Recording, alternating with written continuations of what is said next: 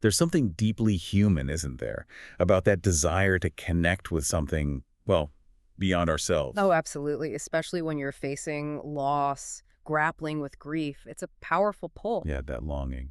And in that really sensitive space, that's where mediums often step in, claiming they can bridge that gap. It's a field positioned right at that intersection of deep human vulnerability, profound belief, and for many, just a desperate need for comfort or maybe closure.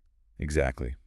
And that really brings us to the core of today's deep dive. We're stepping into the world of mediumship, specifically here in America, and we're looking at the structured efforts, the push to establish standards, offer accreditation, define ethical practices, and even chase after scientific validation for what mediums claim to do. It's fascinating, actually, because it's an area where you see these traditional formal structures trying to take root in practices that historically have kind of existed more on the fringes or within very specific faith communities.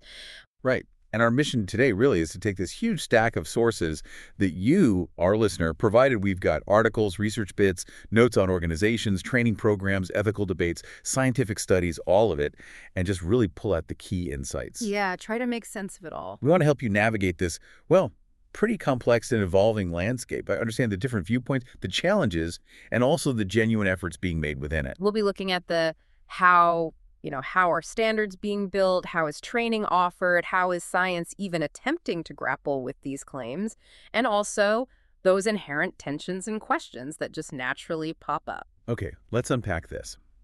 So maybe let's start by grounding ourselves. What exactly are we talking about when we say mediumship?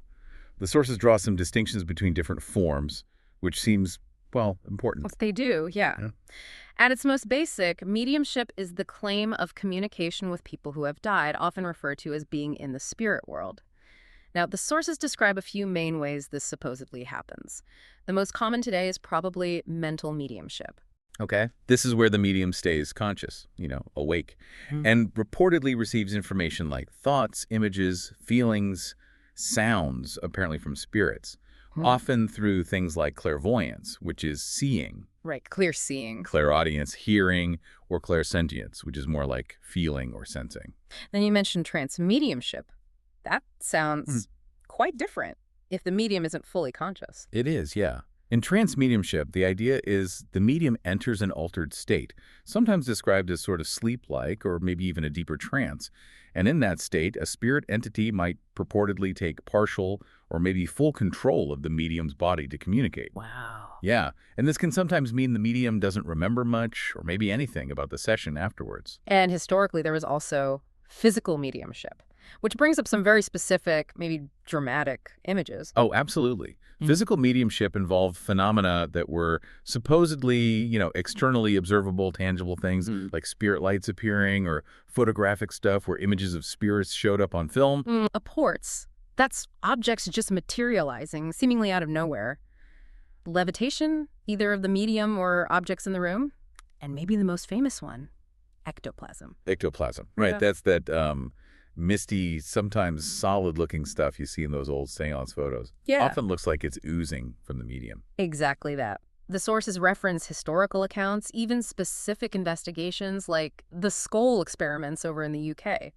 Researchers from the Society for Psychical Research claimed they observed and documented physical phenomena there that just defied conventional explanation. They actually concluded it was genuine. But yeah, as you hinted, physical mediumship has this long, persistent, and honestly very well-documented history of being exposed as fraudulent, just outright trickery sometimes. Which kind of leads us to a specific shift mentioned in the sources, particularly around these accreditation efforts we're talking about. Yes, that's a really significant point. Organizations that were historically involved in certifying physical mediumship phenomena have pretty much moved away from it now. Yeah, for instance, ISSMPI, which we'll get into more detail on soon, they explicitly stopped their physical mediumship certifications back in 2019. They shifted their focus pretty significantly towards a more research-based approach centered on trying to validate mental mediumship. Why the shift? Just the fraud issue. Largely, yes. Precisely because physical phenomena have proven so notoriously difficult to verify reliably, and they're just so susceptible to fakery. So it signals this move within some parts of the field to kind of distance themselves from the aspects most associated with historical fraud, and instead focus on phenomena that might be, potentially more amenable to controlled study. That strategic shift makes a lot of sense if credibility is the goal. Yeah. And there's a massive public interest in this stuff, isn't there? The sources mentioned global belief numbers. They do. Reporting something like a quarter of people globally believe in psychic abilities in some form or another, that's a huge chunk of the population. Right. And this high level of public interest creates this dynamic where, okay, on one hand, there's demand, but on the other, there's this critical need for accountability. People often turn to mediums when they're grieving deeply, which makes them particularly vulnerable, potentially, to exploitation or just disappointment. So this whole push for standards isn't just some academic exercise. It's deeply tied to protecting consumers and trying to build trust in a field where vulnerability is, well, really high. Exactly that. The driving force behind trying to establish unified ethical standards and accreditation processes is explicitly stated as enhancing credibility and providing essential consumer protection. The sources describe this as the field actively working towards professionalization. Professionalization. Yeah, basically creating frameworks where none really existed before, or where they were maybe confined to specific religious groups or kind of insular communities. Professionalization sounds like trying to bring order, structure, clear expectations to a practice that feels inherently subjective. So, okay, let's dive into the organizations here in the U.S. that are actually trying to build this structure and offer things like accreditation. Well, one of the oldest and certainly most established organizations in the U.S. is the National Spiritualist Association of Churches, the NSAC. They have a very specific foundational definition of spiritualism. And it's interesting, they use the word science right there in their definition, don't they? They do. Their definition is a science, philosophy, and religion of continuous life based upon the demonstrated fact of communication with those who live in the spirit world. So by including science and demonstrated fact, they're framing these phenomena not just as belief, but as, well, empirically verifiable things. They recognize a whole range of phenomena, prophecy, clairvoyance, healing, materialization, others, as evidence for the continuity of life, demonstrated, as they put it, through the physical and spiritual senses and faculties of man. And the NSAC actually has a formal pathway, right?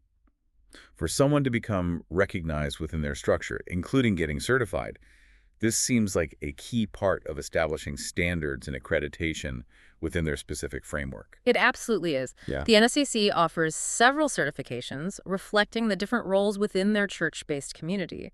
You've got ordained minister, licentiate minister, certified medium, commissioned spiritualist healer, and even a national spiritualist teacher degree. Okay, quite a few roles. Yeah, and the path to get these is pretty structured, quite layered. It requires demonstrated church membership and active service experience.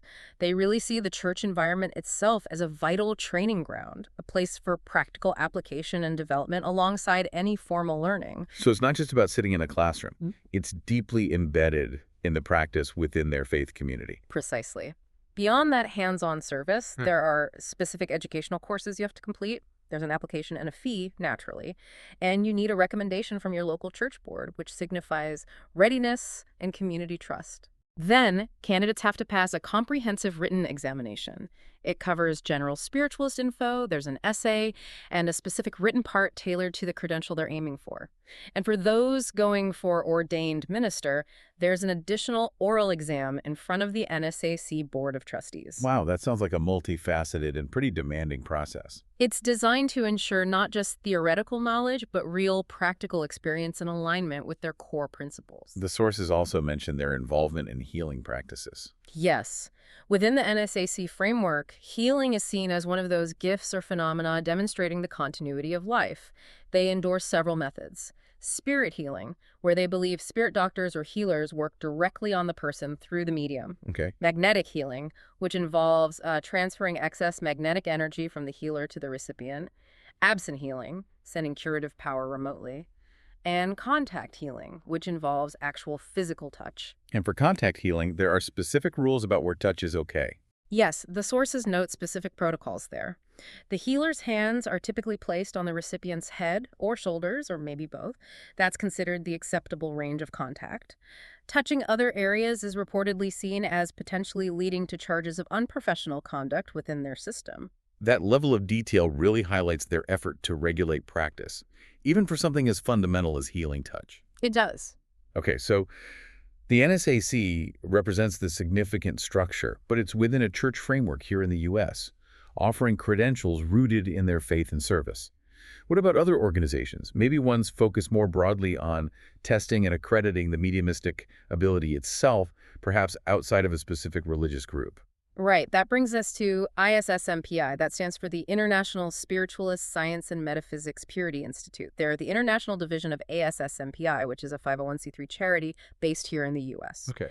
And their explicit goal is to raise global standards for mediumship and related practices, primarily through accreditation tests and also through research. And their accreditation process, it's voluntary, right? Not required. It is, yes. It's a voluntary process for mediums who want some kind of external validation of their abilities according to ISMPI's standards. Applicants first have to show they have the necessary experience and training. Okay. Then the process involves an initial interview, followed by a series of accreditation tests. They actually have a tiered system so mediums can advance through different levels, and the higher levels require more rigorous assessment. What kind of assessments are we talking about, especially at those higher levels? More than just a written test, I assume? Oh, yeah. At the more advanced levels, the process can include personal sittings, so giving readings while being evaluated, written and oral exams to test their understanding of the field and ethics, and importantly, blind, double-blind, and even triple-blind sittings. Triple blind, wow. Yeah, really designed to minimize any chance for conventional information gathering. Advanced accreditation might also require a thesis study, where the medium explores a specific aspect of mediumship in depth and practical demonstration exams. This all reflects that research-based approach we mentioned earlier, Right. focusing on methodologies to test abilities under really controlled conditions. It's also why, as we noted, they stopped certifying physical mediumship back in 2019. Their focus now is squarely on testing and validating mental mediumship using these research-informed protocols. So if I'm hearing this right, while NSAC's certification is really integrated with their church structure and includes ministerial roles, ISSMPI seems more focused on a maybe secular test-based accreditation of the mediumistic ability itself, drawing on scientific principles like blinding. That seems to be the core distinction, yeah, based on the sources. Both are aiming for higher standards and credibility, but they approach it from different philosophical and structural angles within the U.S. context. Got it. Now, beyond these accreditation bodies, there are also various places just focused on training aspiring mediums and practitioners. Yes, training providers are a huge part of this landscape. They offer educational pathways, whether or not someone decides to seek formal accreditation later. One example mentioned is the Psychic Medium Training Academy, TPMTA, that used to be the Lisa Williams International School of Spiritual Development. Okay, I've heard of Lisa Williams. Right. They specialize specifically in psychic mediumship training. And they offer different ways to learn, online, in person. They do. They have a range of courses designed for people at various stages, from beginners with little or no experience right up to established professionals looking to maybe refine their skills. Training is available through self-led online formats, guided online programs, and also in-person courses. Their stated goal is to provide credible professional education for people aiming for a career in the spiritual industry. So really focus on the professional side. Yeah, emphasizing skill development and professional practice. They offer structured courses, include testing or assessment components, provide mentorship, all with a stated strong focus on elevating integrity and ethical practices in the field. The core training is really geared towards helping students connect with the spirit world and build confidence in delivering messages effectively. What about other kinds of training institutions? Delphi University came up, and it sounded like it has a much broader scope. Delphi University down in Georgia is another prominent one. But like you said, it offers a much wider range of programs within the whole spiritual and metaphysical field. It's not just mediumship. They offer certifications and degrees in areas like metaphysician, Rohum therapy, which is a specific type of energy-based psychological healing, Intura art, which is intuitive art, soul life intuitive, Wow. and even accredited master's and PhD programs in transpersonal psychology. Transpersonal psychology. That's interesting, bringing in a more academic psychology angle. It reflects that broader approach, definitely. Delphi offers this really diverse array of programs, kind of acknowledging that people come to this field through many different doors with different interests. Some want to develop specific abilities like mediumship. Others want to explore broader spiritual, healing, or psychological dimensions. They also offer ministerial ordination through their Associated Church of Wisdom, similar to NSAC, providing a pathway for those looking for a formal spiritual leadership role. So you definitely see different training philosophies out there, some very specialized in mediumship, others much broader, covering all sorts of metaphysical practices. The sources also had some interesting insights from a Reddit discussion about mediumship training, which adds a nice layer of personal experience to these formal programs. Yeah, that discussion was quite revealing. It offered perspectives from people actually, navigating or looking back on their training. One theme that kept coming up was the subjective energy of different schools or approaches. Energy, how Right. so? Well, one participant contrasted the energy between two well-known U.S. training centers, describing one as having maybe more masculine or direct energy, and the other more feminine or flowing.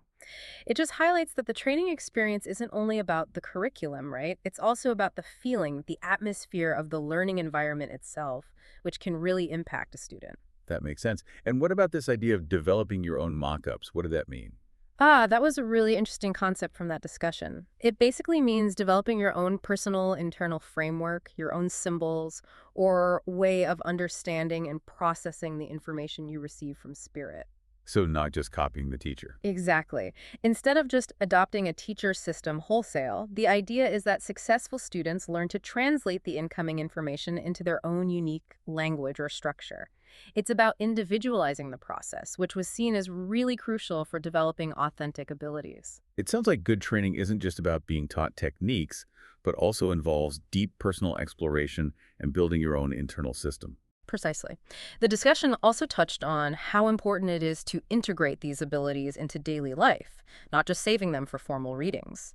And how training can help people become more grounded. Managing your own energy, especially in the, energetic environment around a school or other practitioners, was also mentioned as a key skill to develop. Mm. And there was a poignant point about how sometimes people seek out really intense spiritual practices, like heavy mediumship training, because they're actually trying to heal something deep within themselves, which adds this whole significant personal and psychological layer to the training environment.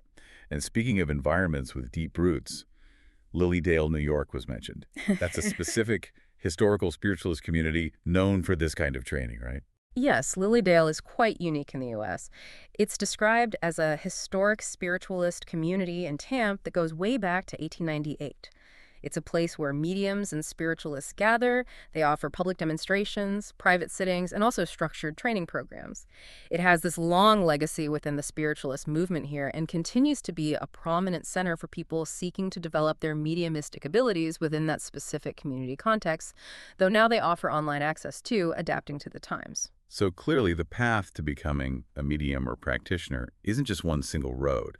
It involves formal training from different kinds of institutions, maybe accreditation from different bodies, and always this deeply personal journey of development. Absolutely. The sources really paint a picture of this development journey involving, actively asking for guidance, learning to discern and trust information that seems to come from beyond your rational thinking mind, Yeah. often battling internal resistance like doubt, self-criticism, the fear of being wrong. That's huge. And external resistance, maybe from skeptical friends or family, can also be a significant hurdle for people. That internal battle with doubt. Wow, that sounds like it could be a major challenge. It's described as an almost unavoidable and critical stage in the process, actually. Overcoming that self-doubt and learning to truly trust your intuitive or mediumistic impressions is seen as fundamental for growth. And as practitioners develop, they might find themselves drawn to different roles based on their strengths and interests, maybe not just giving public demos or private readings, but perhaps focusing more on healing or teaching other students or offering specialized bereavement support. That reinforces that the practice isn't just about showing off an ability.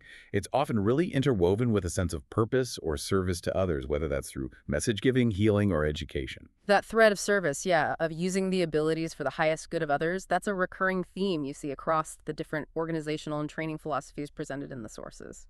Okay, so given the deeply personal nature of this work, the potential vulnerability of people seeking it out, and just the subjective nature of the claims themselves, establishing and upholding ethical standards must be incredibly important. Crucially important, yeah. The need for unified ethical standards comes up again and again in the sources. It's seen as absolutely essential for enhancing credibility, fostering trust, and providing robust consumer protection in a field where power imbalances and emotional distress can be really significant factors. And there's a specific collaborative effort underway to develop these standards. Yes, the Institute of Noetic Sciences, IONS, they research consciousness and related stuff.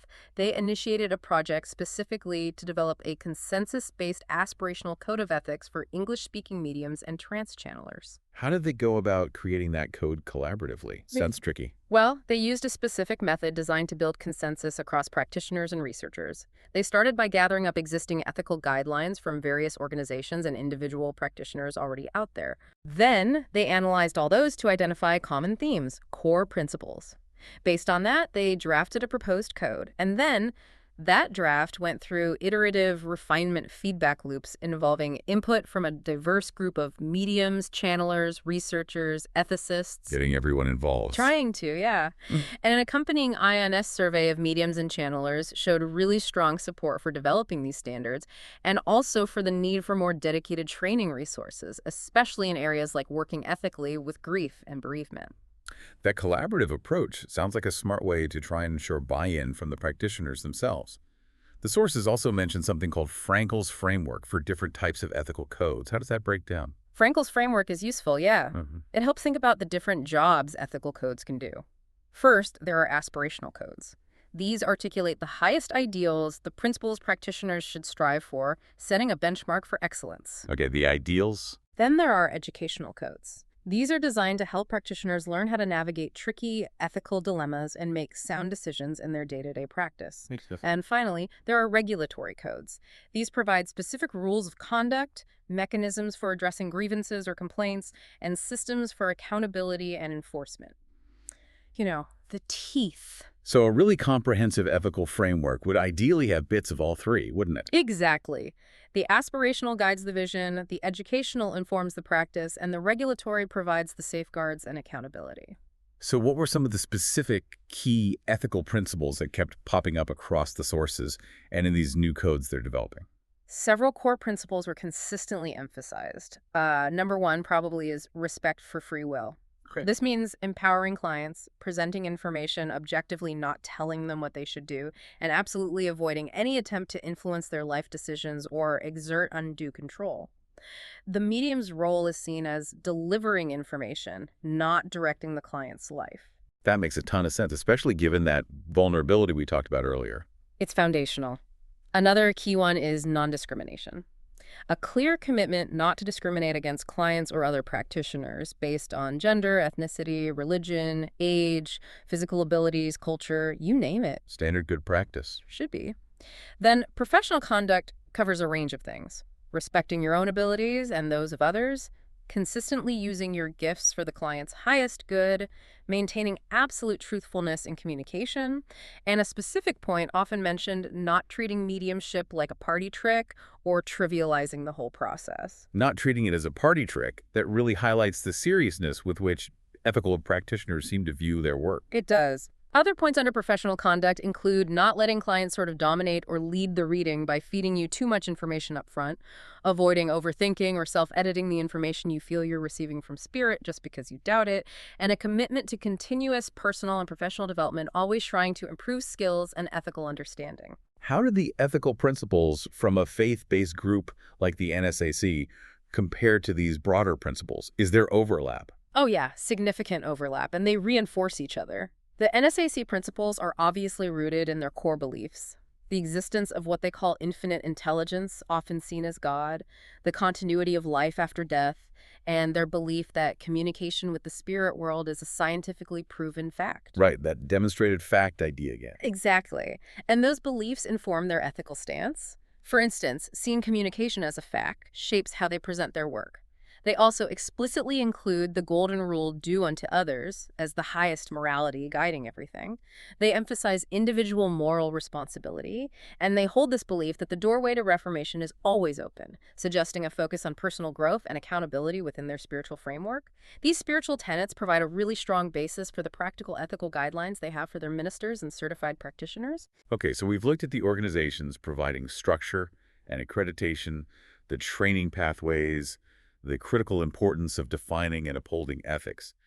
But the question that seems to dominate public discussion, certainly skepticism around mediumship, is validation, especially scientific validation. Can these claims actually hold up under rigorous scientific scrutiny? Ah, yes. This is where the field faces its biggest challenges and honestly generates the most heated debate. There are definitely dedicated efforts to scientifically investigate mediumship, but they are met with considerable skepticism and lots of methodological critiques. The Winbridge Research Center, led by Dr. Julie Beischel, seems like a prominent example of a group trying to apply scientific methods here. What's their approach? Right. Dr. Beisel, who has a background in conventional science fields like pharmacology, toxicology, microbiology, immunology. Solid science background. Yes. She founded Winbridge with the specific aim of applying rigorous, conventional scientific methods to study survival of consciousness and related phenomena, very much including mediumship. WRC has structured its research into three main programs. Focusing on the information received, is it accurate? Is it specific? The operation of mediumship, what are the experiences, the psychology, the physiology of mediums, and the application of mediumship, does it have therapeutic effects, particularly for grief? And their method for studying the information part centers on what they call anomalous information reception, or AIR studies. Exactly. The core of their approach to testing accuracy is using fully blinded protocols. Sometimes they even reach the level of quintuple blind studies. Quintuple blind. What does that even mean? It means taking extreme steps to ensure participants and researchers don't know certain information that could consciously or unconsciously bias the results. Quintuple blind is about as high a level of blinding as you can realistically get in this kind of research. So how does that work in practice for, say, a mediumship reading? It's designed to systematically eliminate all the normal explanations for how a medium might get accurate information. For instance, to rule out cold reading, where a medium picks up cues from the sitter's appearance, reactions, maybe stuff they already know, they blind the medium to the sitter entirely. The medium might do a reading for someone in a totally different room or communicate through an intermediary who gives zero cues. Okay. To rule out rater bias, where the person scoring the reading's accuracy might unconsciously score more favorably for the intended recipient, they use independent raters who have no idea which reading belongs to which sitter. They also take steps to minimize any potential experimenter cueing, and obviously outright fraud is controlled for by the study design and monitoring. The whole idea is to create experimental conditions so tightly controlled that if a medium still produces accurate, specific information about a deceased person they couldn't possibly have known conventionally, then the most scientifically parsimonious explanation within that experimental context is that the information arrived via some anomalous means, hence anomalous information reception. That level of control does sound like a serious attempt to isolate whatever phenomenon might be happening. What have WRC's reported findings actually been from these kinds of studies? Well, WRC has reported several key findings. First, they claim that certain mediums they've certified for research, WCRMs they call them, are able to make accurate and specific statements about deceased individuals under these fully blinded conditions, statements they couldn't have reasonably known through normal means. Okay. They report that in blinded studies, readings scored by the intended recipients, the target sitters, got significantly more hits, or accurate statements, than you'd expect by chance. Meanwhile, readings scored by decoy sitters, people for whom the reading was not intended, received fewer hits. This suggests the information isn't just general fluff, it's specific to the target. So the accuracy isn't just generalities that could apply to anyone, it seems directed. That's what their data reportedly indicates, yes. They've also looked into the operational side. EEG studies, for example, reportedly suggest that during a reading, these WCRMs enter a distinct mental state, different from states linked to just normal memory retrieval or simply imagining things. Interesting. Psychologically, WCRMs apparently scored higher than average on personality traits like extroversion, conscientiousness, openness to experience, and something called transliminality. That's like a tendency towards a lower threshold for stuff passing into or out of consciousness while scoring lower on neuroticism. So it paints a picture of a potentially specific psychological profile. Did they find any physical changes in the mediums during readings, like heart rate or anything? Their preliminary physiological data suggested no detectable changes in a medium's blood chemistry or vital signs while doing readings. Although, interestingly, some other reports in the field suggest mediums might have a higher incidence of certain health conditions, but WRC's data didn't show acute changes during the reading itself. And what about that potential therapeutic application for grief you mentioned? Yeah, their initial survey data is quite interesting there. WRC reports preliminary findings suggesting that mediumship readings can lead to meaningful reductions in grief levels among the recipients. The effects were reportedly comparable to those seen from spontaneous or induced after-death communication experiences. Hmm. This ties right back to that profound human need we started with, the thing that often drives people to seek out mediums finding solace and maybe some reduction in their grief. Beyond WRC's controlled studies, are there other kinds of evidence, historically or currently, that people cite for after-death contact? The sources do mention historical accounts and phenomena often interpreted through that survival lens.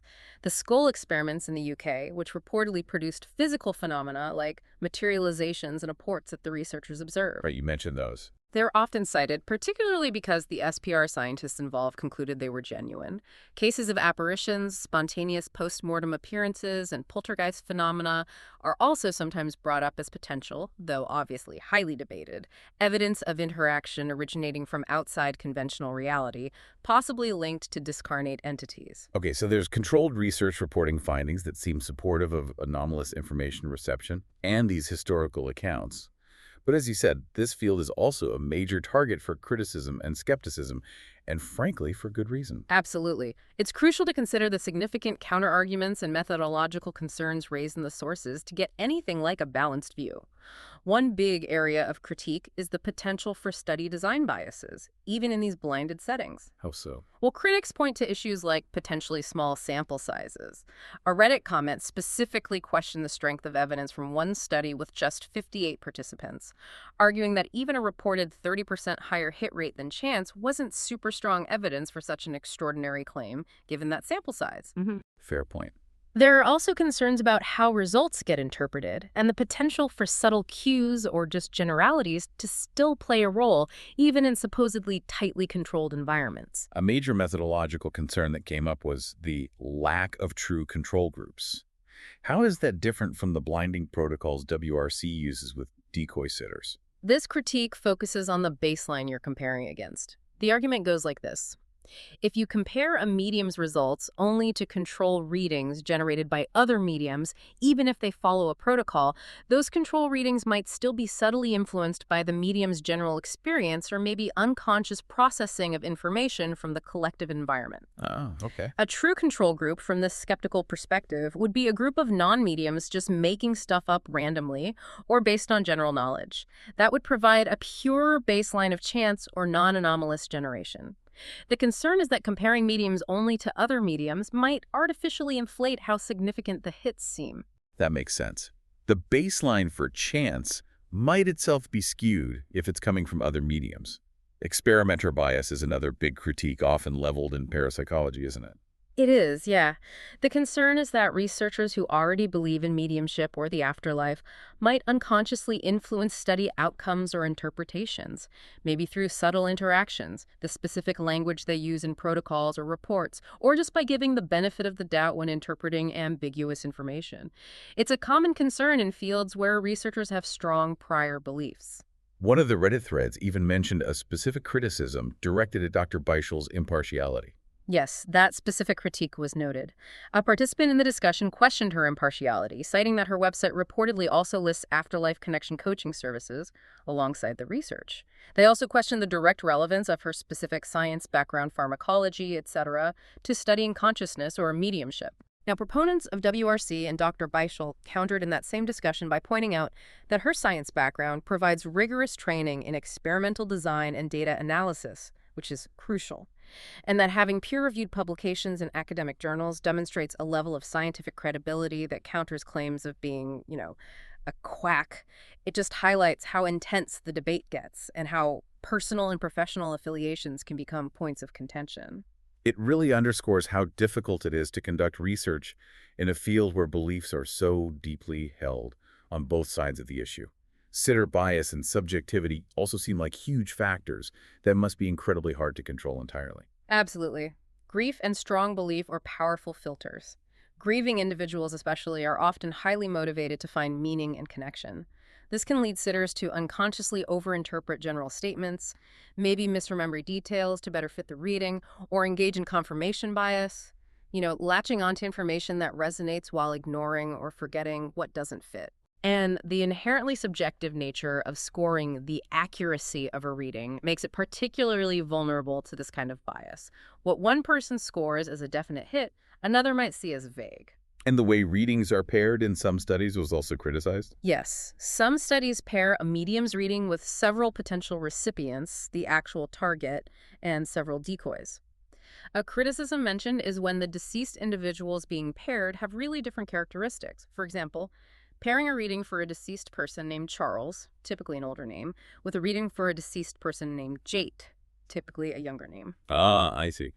The concern is that even if the sitter is blinded, if the reading contains cues about age or generation, pairing dramatically different individuals might make it easier for the sitter to guess which reading is theirs, which kind of undermines the blinding protocol. Okay, but even if the accuracy data holds up under all this scrutiny, there's still that fundamental debate about the source of that anomalous information, isn't there? Where is it actually coming from? Absolutely. This is a core theoretical challenge in basically all psi research, not just mediumship. The data might convincingly show anomalous information reception. Okay, the medium is getting information they shouldn't know conventionally. But does that definitively prove the information is coming from the deceased person? That's sometimes called survival psi. Right. Or could the medium be accessing that information through other means, like tapping into the memories, thoughts, or subconscious of the living sitter, or maybe other living people connected to the deceased? That's sometimes called somatic psi. Or could it be some form of super psi, maybe accessing a universal psychic reservoir where the limits of psychic abilities to gather information from anywhere are simply unknown? Wow, okay. The sources really highlight that accuracy data alone, while it might support anomalous information transfer, often cannot definitively tell you which of these potential sources is the right one. So the where is it coming from question stays wide open. Even if are they getting information they shouldn't know, question gets addressed. Precisely. And finally, concerns around replication and publication are pretty significant in parapsychology. Findings in the field have historically been mixed, and the effect size as the strength of the observed phenomenon are often quite small. Right. There's the concept of the sheep and goats effect, which suggests a researcher's or participant's belief in psi might subtly influence the results. Then there's the file drawer effect, the potential bias introduced if studies with negative or null results are less likely to get published than studies with positive findings. That would skew the overall picture of the evidence. And concerns about the academic standing of journals publishing this research, sometimes having very low impact factors, are also raised as maybe indicators of limited acceptance or influence within the broader scientific community. A specific counterexample mentioned in the sources was a study by Richard Wiseman, a well-known skeptic, which reportedly found no support for genuine mediumistic ability using methods designed to address past flaws. So while you have these rigorous scientific efforts like WRCs, they're operating within this broader context of significant methodological debate, difficulty with replication, and these fundamental questions about the source of the phenomenon. And woven through all of this, from history right up to today, is the undeniable reality of fraud. It's a persistent and incredibly damaging element of the field's history and present. The sources list numerous historical examples of fraudulent physical mediumship. It's quite a list. Like Charles Williams and A. Rita supposedly using simple magician's tricks with phosphorus oil and muslin, or C.E. Wood being exposed when her spirit control, Paka, was found to be just a fabrication involving her own body. Exactly. The infamous Fox sisters, often considered founders of American spiritualism, later confessed their spirit rappings were just them cracking their toe joints. Even prominent mental mediums studied by early psychical researchers, like Leonora Piper, were sometimes accused of using cold reading techniques, fishing for information from sitters, or maybe using information obtained beforehand hot reading, even though her proponents strongly believed she was genuine. And there were even books published back then detailing how to fake physical phenomena. Oh yeah, like Revelations of a Spirit Medium, which exposed common tricks. Or the methods revealed by Carlos Maria de Heredia, showing how you could make fake spirit hands using paraffin wax and rubber gloves. Other exposures included Einar Nielsen's ectoplasm being found to be faked material, Jan Guzik reportedly being caught using his own limbs to manipulate objects in the dark, Oh dear. and Mina Crandon, also known as Marjorie, who was famously exposed when a supposed spirit hand appearing from her turned out to be just a piece of animal liver she was manipulating. These historical examples really illustrate just how susceptible physical phenomena were to simple trickery and manipulation. And unfortunately, fraud isn't just some historical footnote, is it? No, sadly, it continues today, just adapted for the modern age. A particularly well-known modern example detailed in the sources is the Thomas John Sting operation, which got nicknamed Operation Pizza Roll. Operation Pizza Roll, so Yeah. okay. Yeah. Skeptical activists created entirely fake Facebook accounts for aliases. Then they went to his public mediumship demonstrations. And he reportedly gave them information that matched the fake online profiles, not their real lives. Precisely. The claim is that he failed to detect their deception and presented specific, often quite obscure, details found only on these fabricated Facebook profiles as if they were coming directly from their deceased relatives. It demonstrated hot reading, using information gathered beforehand, most likely from social media in this case, rather than genuine psychic ability. This operation, using controlled methods by skeptics, provided a pretty stark modern example of alleged fraud and the methods used to expose it. And this kind of exposure, it fuels public criticism, doesn't it? Like that segment by John Oliver criticizing the media for promoting mediums, which he argued enabled the exploitation of often grieving, vulnerable families by what he called a vast underworld of unscrupulous vultures. That perspective definitely exists, and it underscores the very real concern about exploitation and the potential harm caused by fraudulent practices. The general skeptical position, informed by this history and the methodological critiques of the science, is basically that results attributed to mediumship can be explained by non-paranormal means, cold reading, using subtle cues, general psychological effects like confirmation bias, and subjective validation, where people just find personal meaning in vague statements. This leads to a really powerful ethical question that came up in one of those Reddit discussions, which kind of cuts right to the core of this whole issue. It did, yeah. The question was basically, is it ethical for mediums to state definitively that they are communicating with the deceased as a fact to clients who are often grieving and paying for the service, even if the medium sincerely believes they are, if the actual source of the information might be something else entirely, like accessing the sitter's memory through some form of psi, or even just unconscious cold reading? It was framed quite starkly, wasn't it? Yeah. Asking if this was like sincerely believing a certain juice cures cancer and selling it as such without scientific evidence. Is that still fraud, even if the belief is genuine? It raises a fundamental and really difficult ethical dilemma, even for practitioners who are genuinely sincere in their own internal experience. How do you reconcile the medium's subjective belief and perception with the lack of definitive, universally accepted proof of where that information is coming from? If you're charging money, especially to vulnerable people, is the sincerity of your belief enough? Or do you have a higher ethical obligation regarding the factual basis of your claims about the source of the information? This contrasts, of course, with the perspective that quality mediums are sincere, they report what they perceive accurately, and that belief in the afterlife exists independently of any specific mediumistic validation. Navigating this space seems to require just a constant balancing act. It really does. It kind of echoes Carl Sagan's famous call for an exquisite balance. You need to maintain the most stringent skeptical scrutiny of claims while also maintaining the most open mind to new ideas. You really need both lenses to responsibly evaluate the claims, the research, and the practices in this field. Wow, okay. We have covered a significant amount of ground today. We started with that fundamental human need for connection. Then we dove into the structured efforts here in America, trying to bring standards and credibility to mediumship. We looked at organizations like the NSAC, rooted in a church framework with formal certification and training tied to service. Right, and ISSMPI, that U.S. charity focused on voluntary test-based accreditation using those research-informed blinding protocols. Exactly.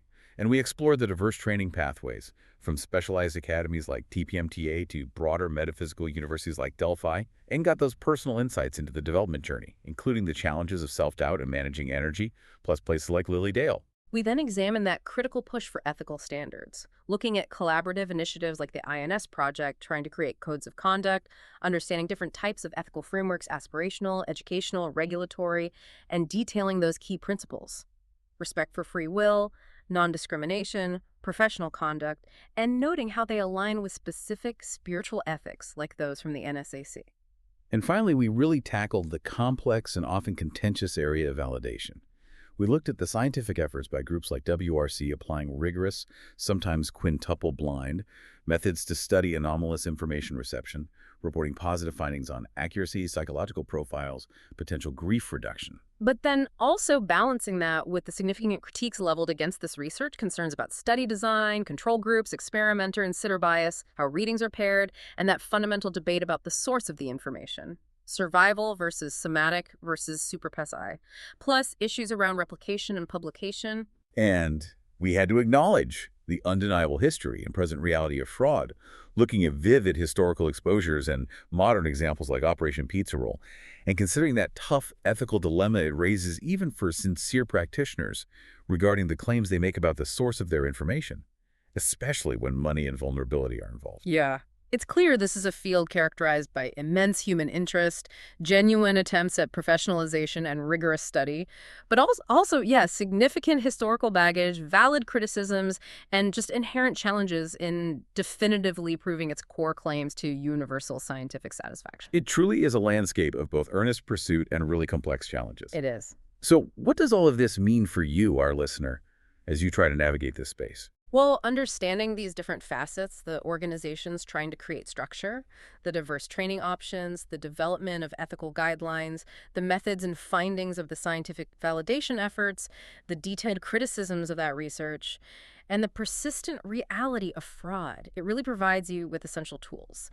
It helps you critically evaluate claims made by practitioners you might encounter, or the credibility of organizations offering certifications or training, or the robustness of research studies you might read about. And if you were maybe considering seeking services from a medium or even exploring training yourself, this information allows you to make more informed choices. You can look at where different practitioners or institutions stand regarding accreditation, their ethical commitments, their approach to validation. It really reinforces that it's not a simple yes-no, black-white issue. There are so many layers, and understanding them is key to approaching this field with both discernment and, if you choose, an open mind about the possibilities. Indeed. It's a space where that profound desire for connection meets head-on with scientific scrutiny, ethical debates, and the shadow of deception. A complex tapestry, for sure. So maybe here's something to consider as we wrap up. Given this ongoing tension between controlled research suggesting anomalous information reception might actually occur, but the deep scientific questions that remain about the source of that information, is it truly survival? Or another form of sci-fi? And alongside that, the vital ongoing efforts to establish ethical standards in a field that's been marred by historical and modern fraud. How should someone seeking comfort or connection or just knowledge in this space approach it? How do you strike that really delicate balance between maintaining an open mind to the profound possibilities being claimed while wielding rigorous critical discernment regarding the evidence, the methods, and the practitioners themselves? That balance, yeah. That personal calibration of openness and skepticism in this very unique space, that's perhaps the most important takeaway of all. It's an ongoing process, informed, hopefully, by the detailed landscape we've explored today.